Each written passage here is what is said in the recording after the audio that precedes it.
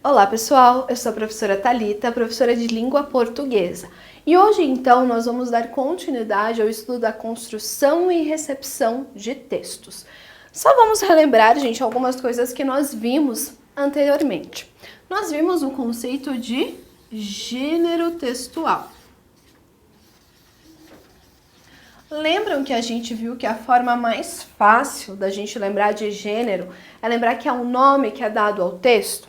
Então, se a gente for parar para pensar agora em nomes de textos, eu tenho, por exemplo, o conto, eu tenho a crônica, também temos a notícia, dentre outros inúmeros que nós temos.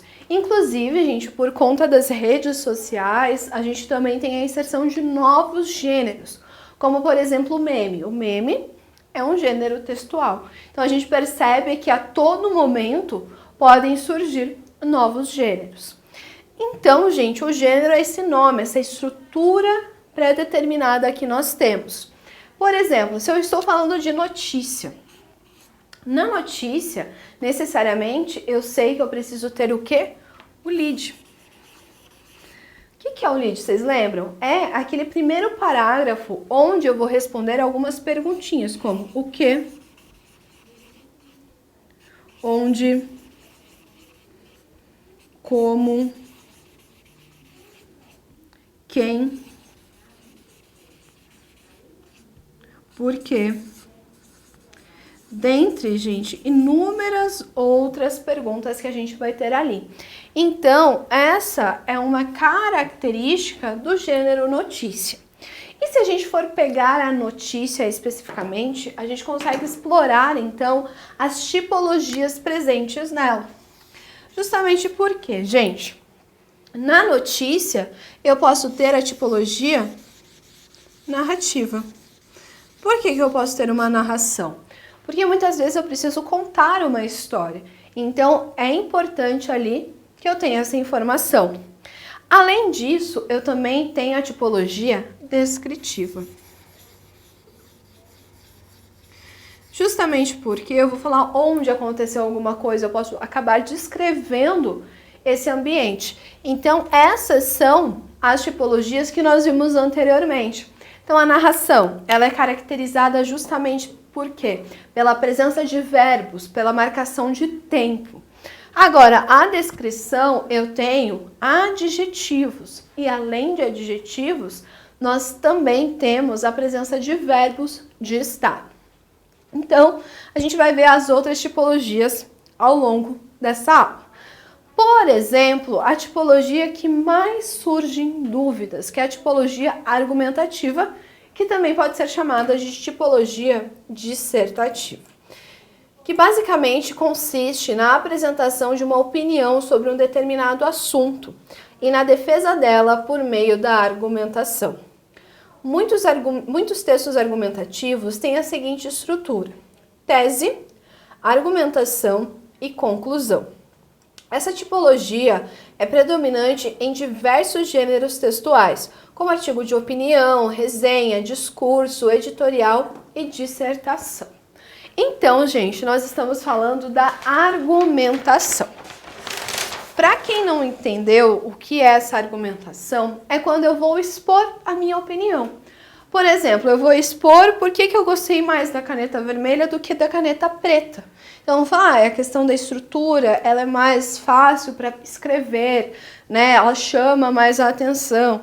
A caneta preta, ela é uma cor normal, então ela não chama tanta atenção, o formato não me auxilia. Mas, gente, sempre que eu estou fazendo uma argumentação, sempre que eu estou expondo a minha opinião, eu não posso falar que a caneta vermelha é melhor porque eu gosto de vermelho. Justamente porque, gente, se eu estou argumentando em relação a alguma coisa, eu preciso defender uma tese. E essa tese, gente, é a mesma coisa que opinião. Então, gente, para defender essa minha opinião, essa minha tese, eu preciso de argumentos.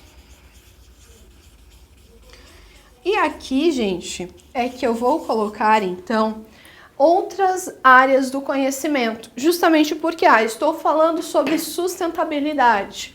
Eu vou recorrer à biologia, à geografia. A gente está falando sobre a figura feminina na sociedade. Vou recorrer à sociologia, à história, posso recorrer à filosofia. Ou seja, gente, eu preciso, então, ter argumentos para isso. Então, para isso, eu vou beber em outras áreas do conhecimento, porque eu preciso ter uma tese forte. E essa minha tese, ela só é forte se eu tiver argumentos fortes. E como a gente viu, né, a última parte é a nossa conclusão. Que dependendo, gente, qual é o objetivo do seu texto, por exemplo, se vocês forem fazer o Enem, é o texto dissertativo argumentativo. Qual que é a característica específica desse gênero textual? Eu ter uma proposta de intervenção, ou seja, eu pensar qual seria a forma, então, de resolver esse problema que nós temos. Por exemplo, igual eu falei, a questão de sustentabilidade, como eu posso tornar as pessoas mais sustentáveis? Então, seria uma forma da gente pensar numa argumentação. E também pensando nessa proposta de intervenção que estará na nossa conclusão. Bom, gente, vamos ver como seria um texto, então, argumentativo. Nós temos aqui, então, o texto chamado Um Crítico para Chamar de Seu. Com bastante frequência, ex-alunos e alguns veículos de imprensa me perguntam se o jornalismo cultural se tornou irrelevante com o advento digital, com leigos e especialistas promovendo de tudo em redes sociais, de forma gratuita. E eu sempre respondo a mesma coisa. Nunca antes no jornalismo cultural se tornou tão relevante como atualmente, no século XXI.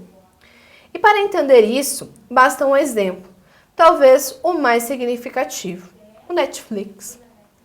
Desde que Gutenberg criou a prensa móvel por volta de 1450, até o final dos anos 1980, as críticas, notas e reportagens sobre os lançamentos de um produto de arte e entretenimento serviam como um guia para o leitor escolher a novidade que estava em cartaz na cidade que mais o apetecia para o final de semana.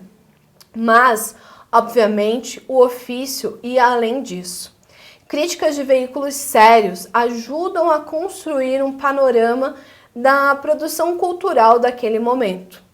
E uma vez que o jornalismo é um dos construtores hoje do que será história amanhã, o jornalismo cultural é, portanto, um dos construtores hoje do que estará nos registros de história da arte amanhã.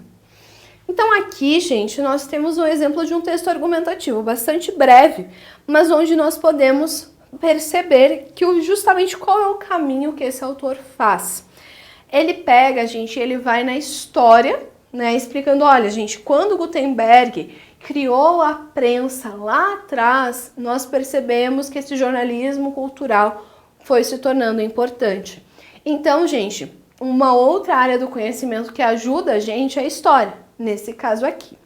Também, gente, nós percebemos que a motivação dele de escrever é justamente o questionamento das pessoas, né? Ele coloca, me perguntam, eu sempre respondo a mesma coisa. Então, essa resposta dele que vai gerar toda essa reflexão.